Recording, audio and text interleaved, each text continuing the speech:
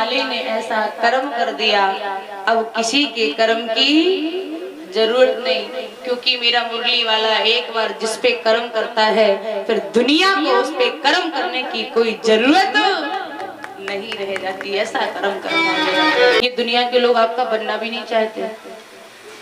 बेटा कहता है पिताजी 50 साल के हो गए, चले जाओ तीर्थ यात्रा कराओ। पिताजी कहते तेरी आदतों से तो मैं 5 मिनट नहीं रह सकता था, लेकिन क्या बताऊं नाती का मोह नहीं जाने देता।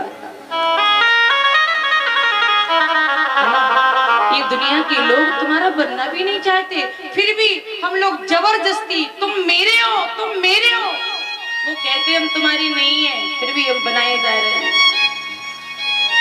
लेकिन ये सच में हमारा था।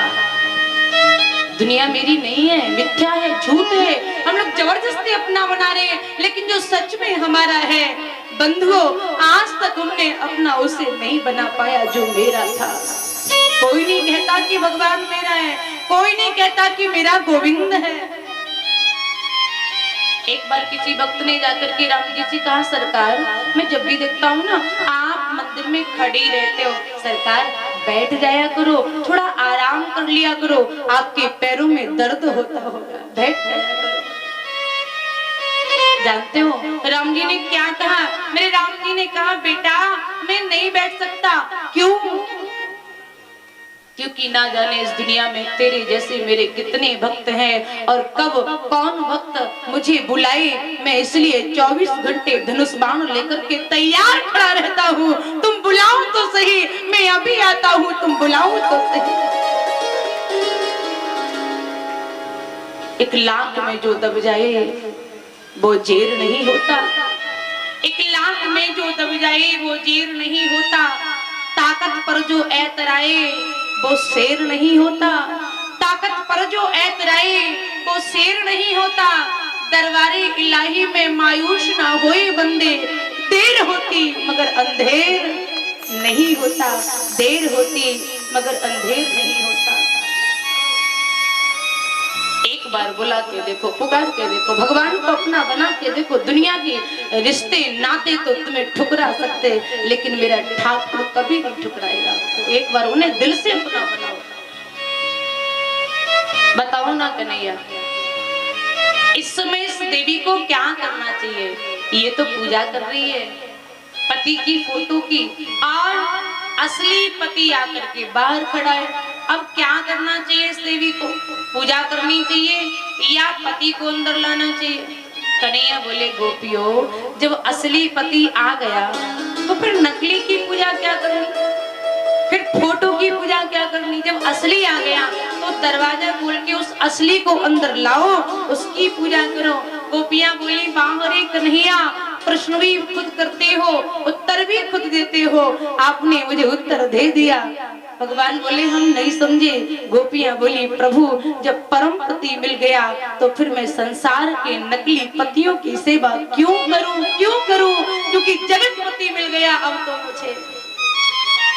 मीराबाई कहती है ना, ऐसी बड़ी को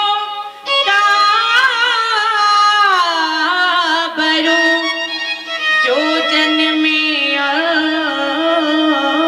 मर जाए, बड़ी गिरधर लाल को जासी बिंदिया मर हो जाए, बड़ी गिरधर लाल को जैसे बिंदिया अमर हो जाए।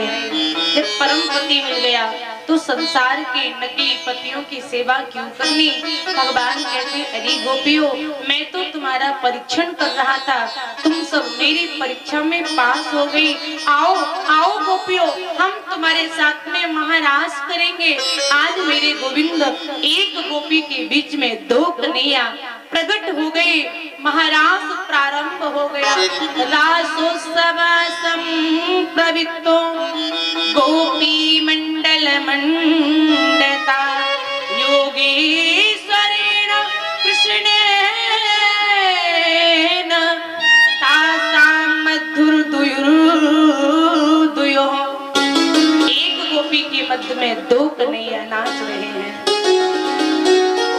महारास प्रारंभ हुआ, नाचते नाचते गोपियों के मन में अभिमान हो गया, क्योंकि एक गोपी के बीच में दो कन्हैया नाच रहे ना, तो गोपियों को ऐसा लगा कि मानो कन्हैया मुझे ज्यादा प्यार करता है, मुझे बहुत प्रेम करता है, इसलिए मेरे साथ तो नाच रहा है और किसी के साथ नहीं नाच रहा है।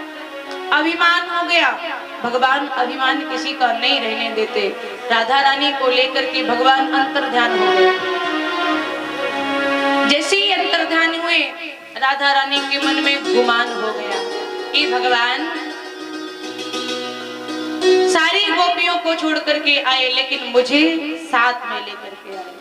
राधा रानी को गुमान हो गया, और जैसे ही गुमान हुआ तो कहने लगी, कृष्ण इतनी देर से नाच रहे हैं ना, हमारे तो पैरों में दर्द होने लगा, अब मुझसे चला नहीं जाता है। भगवान बोले, राधे आओ मेरे कंधों पर बैठ जाओ। भगवान नीचे बैठे। राधा रानी ने जैसे ही पैर बढ़ाया गोविंद के कंधों पर बैठने के लिए, भगवान राधा रानी के बीच से भी अंतर्ध्यान हो गए। राधा रानी को भी छोड़ के चले गए गोविंद। सारी गोपियां गोविंद को ढूंढ रही हैं। ढूंढते ढूंढते राधा रानी के पास आई। आज गोपियों ने कन्हैया के विरह में बड़ा सुंदर गीत गाया, जिसका नाम पड़ा गोपी गीत।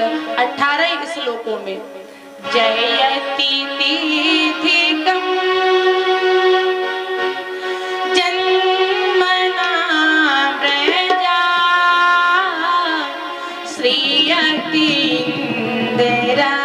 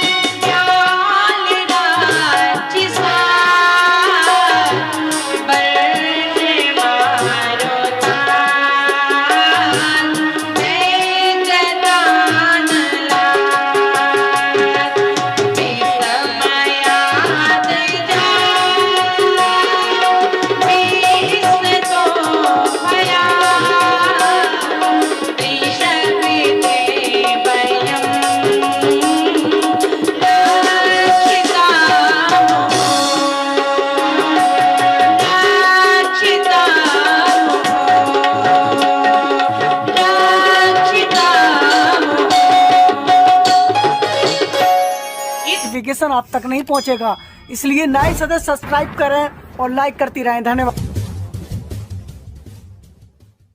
Evergreen colours India private limited, रंग है तो जीवन है। Stay home, stay safe.